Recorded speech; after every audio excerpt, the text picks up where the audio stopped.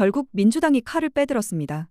이해할 수 없는 판결 그리고 사법 불신이 국민들의 삶에 직접적인 영향을 준다는 것을 알고 있기에 더 이상 국민들을 불안에 떨게 만들 수 없다며 조희대에게 선전포고를 날린 것입니다. 민주당이 결국 사법개혁 3법 원안 처리를 선언하며 전격적인 정면 돌파에 나섰습니다. 법 왜곡죄와 재판소원죄에 대법관 증언을 골자로 한 이번 카드는 해석이라는 방패 뒤에 숨어 무소불위의 권력을 휘두르던 판사들에게 직접적인 책임을 묻겠다는 선전포고입니다. 법 왜곡죄로 이해할 수 없는 판결, 특히 김건희 1년 8개월이라는 충격적인 판결뿐 아니라 실패한 계엄위기에 사용을 할 수 없다는 직위원을 심판하겠다는 의지를 나타낸 것입니다. 동시에 당론으로 채택된 중수청과 공소청법은 검찰 해체의 결정판이라 할 수 있습니다. 수사관 구조를 일원화해 검찰 시즌 2 우려를 차단하고 퇴직 후에도 재직 시절 범죄를 끝까지 추적하도록 명시했습니다. 검사 파면 조항까지 신설에 책임지지 않는 검찰 문화를 뿌리 뽑겠다는 의지를 분명히 한 겁니다. 사법부를 공포에 떨게 하는 법 왜곡죄는 조희대 대법원장에게 집중된 수직적 사법 행정 구조에 제동을 걸 장치입니다. 판사가 의도적으로 법을 틀게 적용하거나 증거를 조작할 경우 처벌받게 하여 사법 권력을 책임의 영역으로 끌어오려는 필수적 조치입니다. 이에 대법원 판결을 헌재가 다시 심판하는 재판소원죄와 대법관 증언안이 더해져 사법 권력의 절대성을 무너뜨리려 하고 있습니다. 지금의 사법개혁은 단순한 입법을 넘어 절대 권력을 국민의 통제 아래 두는 권력의 재설계입니다. 이번 승부가 조희대 체제의 오만을 꺾고 실제 구조적 개편으로 완성될지 지켜봐야 하는 가운데 박은정 의원의 놀라운 분석까지 함께 보시겠습니다. 파기환송 판결 이런 부분들이 같이 전반적으로 사법부의 불신을 증가시키는 원인이 되었기 때문에 그럼에도 불구하고 무기징역 정도는 선고를 해줘야 되겠다. 이게 법정 최저형이에요. 사형 무기밖에 없는 겁니다. 그래서 최저형이나마 이제 선고를 해줘야 된다라고 생각을 한 것 같고요. 저는 사실 직위원 판사가 공소기각을 하거나 아니면 유기징역을 하더라도 굉장히 낮은 형을 선고할 수도 있겠다. 그동안의 태도를 봐서는. 그런데 국민들이 계속해서 너무나 분노했거든요. 그래서 마지막에 어쩔 수 없이 저는 이렇게 선고하지 않았나 이 정도라도 그런 생각이 듭니다. 지금 항소를 하게 되면 이 서울고등법원 1부와 12부가 나란히 전담재판부가 됐어요. 근데 1부는 최근에 송영길 전 의원에 대해서 무죄 판결을 한 재판부이고 상당히 그 판결 논리나 이런 것들이 국민 설득을 할 수 있는 그런 논리 전개를 하는 반면에 12부는 굉장히 좀 이상한 판결이 좀 있었어요. 그래서 저는 박은정 우리 의원께서 말씀하신 것처럼 지금 그 국민 압박이 거세니까 이 사법개혁을 촉발시킨 직위원 재판부에 대해서 국민들이 불만을 계속 얘기하고 사법 불신을 얘기하기 때문에 이미 판결은 허술하게 논리 모순이 가득 찬 국민들이 다 알고 있는 그런 사실마저도 판단을 하지 않거나 판단을 회피하거나 고의적인 사실 오인을 하고 빼먹기도 하고요. 그런데 그걸 무기징역을 한 걸로 봐서 말씀하신 그 사형 아니면 무기징역인데 이제 무기징역 해놓고 이걸 그대로 항소를 해서 만약 재판부 배정이 이상하게 되면은 이 상태에서 감경을 해줄 수도 있는 거예요. 그러면 저는 걱정이 무기를 감경하면은 10년 이상이 되는 거예요. 그런 상태로 되면 어떡하나 하는 걱정이 좀 있죠. 그래서 지금처럼 지금 구정을 거치면 설날 거치면서 여론 압박이 굉장히 높았어요. 그러니까 설령 무기를 선택하고 무기를 감경하고 싶어도 직위원이 보면 고령에다가 무슨 그렇습니다.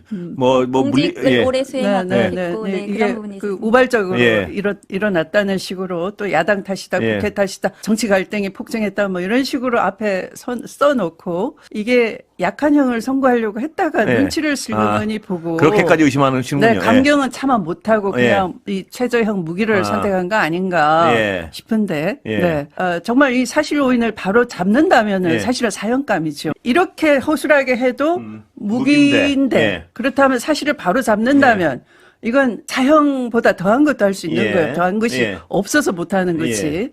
그 사실관계도 이미 다 나와 있는 거 아닙니까? 그렇죠. 그렇습니다. 온 국민이 목도한 사실관계이고요. 그래서 오늘 아마 특검 측에서 의미 있는 판결이었지만 양형과 판결 이유에 있어서 매우 조금 아쉽다 이런 논평을 냈거든요. 입장을 냈거든요. 아쉽다가 아니고 매우 유감이다 해야 되겠네요. 그렇습니다. 그래서 항소해서 저는 항소심에서 이것은 더 형량을 높여야 된다라고 생각합니다. 왜냐하면 이게 내란 특검 특검에서 구형할 때 이것은 전두환 사례보다도 훨씬 더 단죄해야 되는 21세기의 위로부터의 쿠데타이기 때문에 그러면 전두환이 1심에서 사형을 선고받았습니다. 그러면은 그에 비추어서 더 단죄해야 되는 사안인데 더 낮게 선고를 한 거거든요. 저는 항소심에서는 사실관계가 바로 잡아지고 그 다음에 그 더 형량을 높여야 된다. 그리고 노상원 같은 경우에 또 매우 아쉬운 게 뭐냐면 그 김용현과 노상원이 같이 모의했고 그 다음에 피고인과 김용현, 그러니까 피고인 윤석열과 피고인 김용현이 같이 모의했으면 해 3인이 전체적으로 공모해서 이 내란을 기획한 건데 그러면은 이 내란의 중요 임무 종사로 노상원을 인정했으면 김용현에 육박하는 정도의 선고형이 나와야 되는 거거든요. 근데 노상원에 대해서는 굉장히 낮은 형을 선고했던 것이 매우 아쉬운 부분. 저는 그 대한민국 국민에게 너무 공감을 못하시는 부장님의 판결이었다. 그러니까 그 학술 논문을 쓰듯이 그냥 논문처럼 그 판결문 쓰시는 걸 보고 제가 깜짝 놀랐고 설명 자료도 그런 식으로 써 있더만요. 다 읽어보니까 32페이지인가 됐는데. 그래서 제가 이분은 우리들이 어떤 것에 분노하고 있는지를 잘 알고 계시는 건지 약간 저는 이런 표현은 죄송합니다만 비겁한 판결이다. 비겁하다. 왜냐하면 그 양형은 저는 뭐 무기징역 나올 거라고 많은 분들이 예측했듯이 저도 예측을 했었었고 그 부분은 뭐 양형은 그렇다고 쳐요. 근데 우리가 중요하게 생각하는 건 양형도 양형이지만 그 논리 이게 왜 국헌문란 목적의 내란인지 실제 그래서 윤석열이라는 사람이 이걸 해가지고 무엇을 하고 싶어 했는지 그래서 국민들이 분노했던 지점이 무엇이었는지 이걸 우리들에게 명쾌하게 설명해 주길 바랬거든요.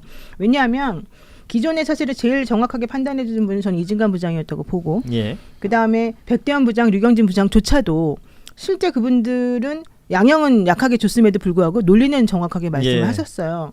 그러나 제일 중요한 거는 윤석열이라고 하는 이 내란 우두머리의 상황에 대해서 정확하게 알려주는 게 중요했고 나머지 분들은 내란 우두머리를 도와서 혹은 내란 우두머리와 함께 내란과 관련된 중요 인물을 어떻게 했는지 이거에 대한 설명이잖아요. 그럼 제일 중요한 인물에 대한 단죄는 결국은 지기현 부장이 했었어야 되는 건데 그 부분에 있어서 지기현 부장하고 이진관 부장의 판결이 논리가 완전히 달라요. 그렇죠.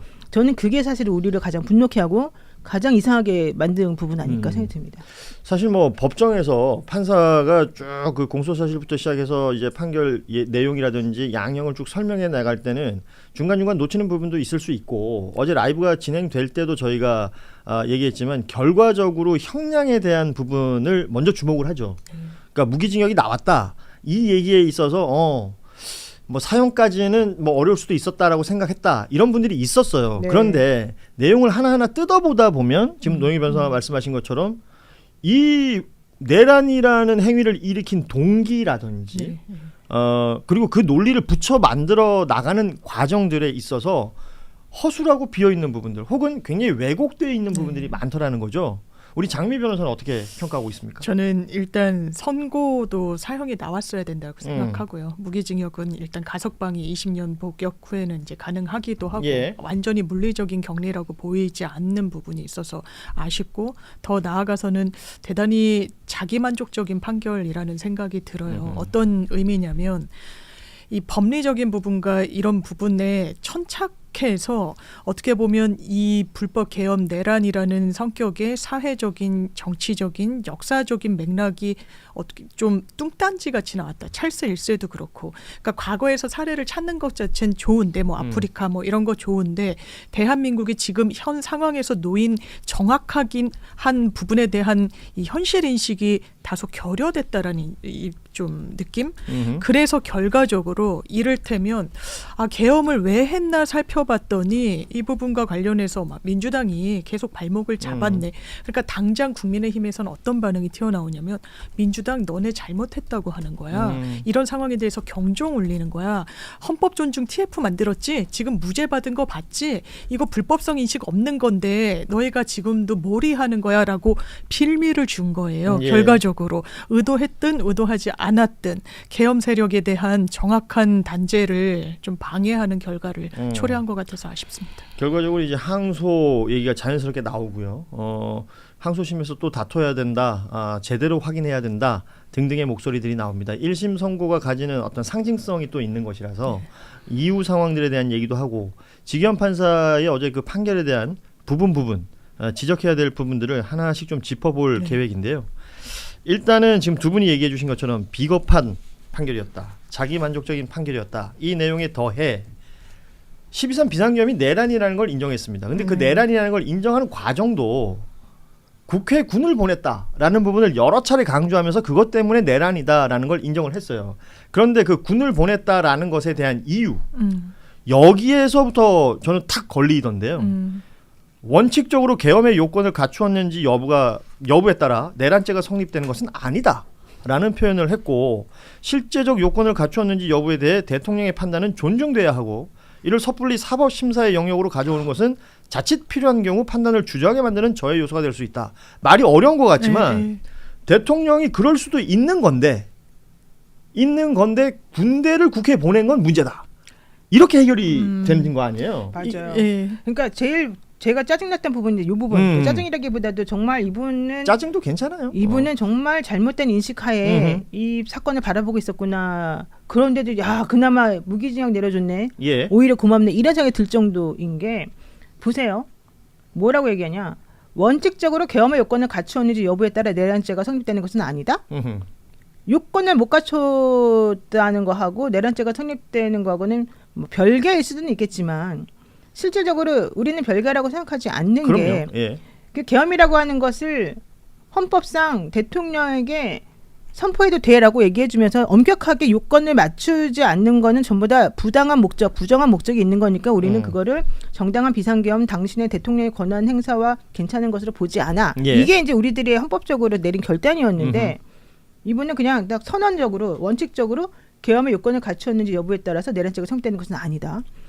그다음에 실체적 요건을 갖췄는지 여부에 대해서 대통령의 판단을 존중해야 되고 우리가 판단할 수 없다. 이게 누가 말한 논리입니까? 이거 윤석열 내가 계속 주장해왔던 논리를 그대로 받아들인 거예요. 그러니까 이게 바로 윤석열하고 똑같은 마음이었구나. 이게 실패기망정이었지 성공했으면 정말 그 밑에 가가지고 너무 잘하셨습니다. 각하 이러셨을 분이구나. 이런 생각이 내가 처음으로 들었고 군을 국회로 보내는 게 핵심이라고 그러면 군을 국회로 보내는 게 왜 핵심인지를 설명해 줘야죠. 그렇죠. 그 부분을 이분은 이해를 못하고 있는 것 같아요. 이분이 제일 핵심적으로 얘기한 거는 군을 국회에 보냈습니다. 그렇기 때문에 이 사람은 국헌문란 목적 내란죄를 저지른 겁니다. 이게 요점인데 그러면 군을 국회로 보내면은 무조건 내란 목적 그러니까 국헌문란 목적의 내란죄인가? 아니에요. 그 부분에 대해서 왜 그렇게 생각하는지 판단을 해줘야 되는 거예요. 근데 그런 부분 하나도 같이 판단이 필요한 부분에 대해서 하나도 설명 안 해주는 거예요.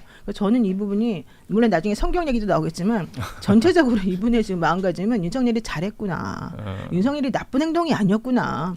이런 마음을 깔고서 사실은 저는 이 판결문을 썼다. 이 생각을 저는 굉장히 저는 아마 헤아린다면 이 지기현 판사의 이 판단을 헤아린다면 그런 뜻인가라고 이해했던 게 내란죄라는 거는 형법상 국헌문란 목적의 폭동이어야 돼요. 그러니까 국헌문란 목적과 관련해서 본인이 생각했을 때 제일 중요한 건 계엄이 정당하더라도 입법부는 계엄군의 아래 들어가지 않으니까 핵심 중에 핵심은 군이 입법부로 쳐들어갔다는 것이다 라는 걸 계속 거듭 강조를 하면서 실체적으로나 절차적으로 이 위반이 있다라는 게 바로 이 꼴 내란은 아니다 라고 판단을 내린 것 같은데 이 또한 잘못된 이유가요. 국헌문란 목적의 폭동이라고 했을 때 국헌문란이라는 표현이 형법에 잘 나오지 않아요. 그래서 형법에 국헌문란의 정의를 내린 조항이 따로 있는데요. 국헌문란이라 함은 헌법 또는 법률에 정한 절차에 의하지 않고 헌법 또는 법률의 기능을 소멸시키는 것. 그런데 계엄이 설사 정당하기 위해서는 헌법과 계엄법에 따를 때 국무회의 심의를 거쳐야 되고요.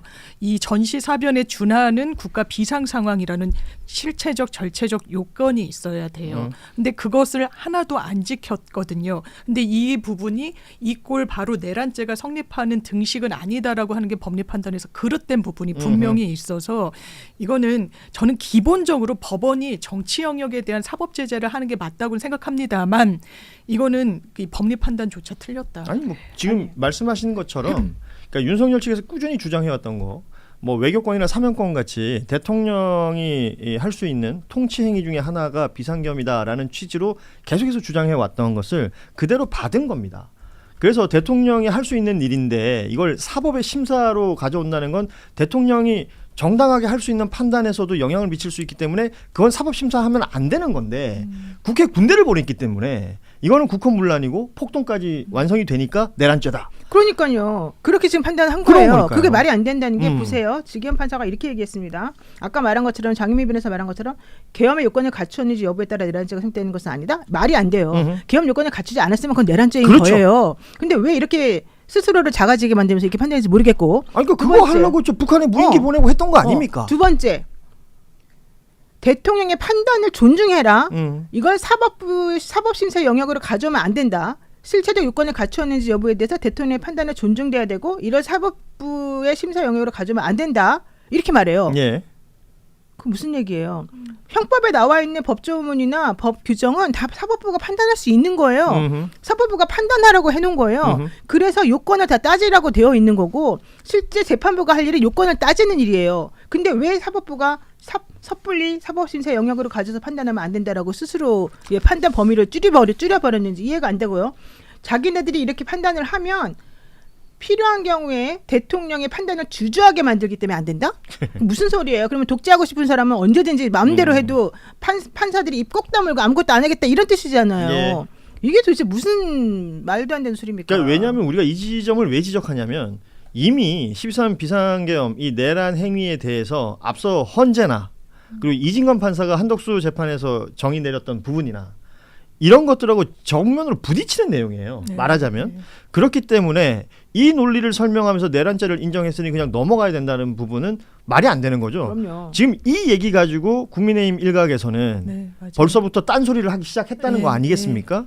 장동혁 대표 난 그럴 줄 몰랐어요. 아. 어떻게 이렇게 너무 뻔뻔하게 선을 나오죠? 넘었죠. 선을 완전히 넘었어요, 넘었어요. 이번에는. 난 차라리 송원석 원내대표가 어떻게 그래도 그러니까 SNS에 올리고. 미안하다고 사과의 사과한다고. 입장을 냈으니까요. 예. 어머 죄송해요. 괜찮습니다.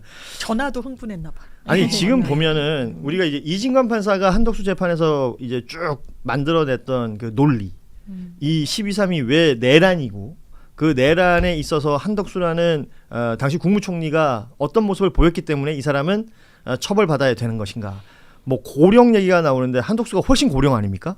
이런 것들에 대해서 생각할 필요가 없다라고 얘기했던 부분들도 굉장히 중요한 것이고 공직에 있었던 사람들이 헌법상의 의무를 어떻게 해야 되는지도 그 판단에서는 내려졌었는데 이런 모든 부분들이 오히려 감형의 이유가 됐단 말이에요. 지기현 재판부에서는. 이 부분에 대해서도 많은 분들이 얘기하는데 뭐 말 나온 김에 뭐 두서없이 얘기하고 있습니다만 65세 고령을 윤석열과 김용현에게 적용을 해요. 감형의 이유로. 그랬더니 지금 댓글에 뭐가 올라오냐면 촉법 노인이라는 말이 진짜 용어를 잘 만드셨네요. 이렇게 등장합니다. 어떤 분이 너무 천재적이다. 촉법 노인이란 말 이런 댓글을 보면 이제 국민들의 정서라는 게 느껴지는 것이고 박지원 의원 누구보다도 연세가 있는 분 아니겠습니까? 네. 혈기왕성한 65세 이런 표현을 썼어요. 왜냐면 요즘 65세가 물리적으로 과거처럼 그렇게 뭐 노인이다 이렇게 단정짓기 어려운 분이 있고 전두환 씨가 사형 선고 받았었어요. 그때 나이가 윤석열과 같았다고 하더라고요. 그때는 뭐 그때가 더 고령이었겠죠. 이를테면 이제 뭐 평균 수명 같은 것도 늘어났고 하니까. 그러니까 이거는 선처할 수 있는 사유로는 너무 빈약하다라는 생각이 들고 공직에 이렇게 평생 복무해서 수혜를 입고 본인이 검찰총장씩이나 했으면 그거는 오히려 불리한 사정으로 참작하는 게 맞는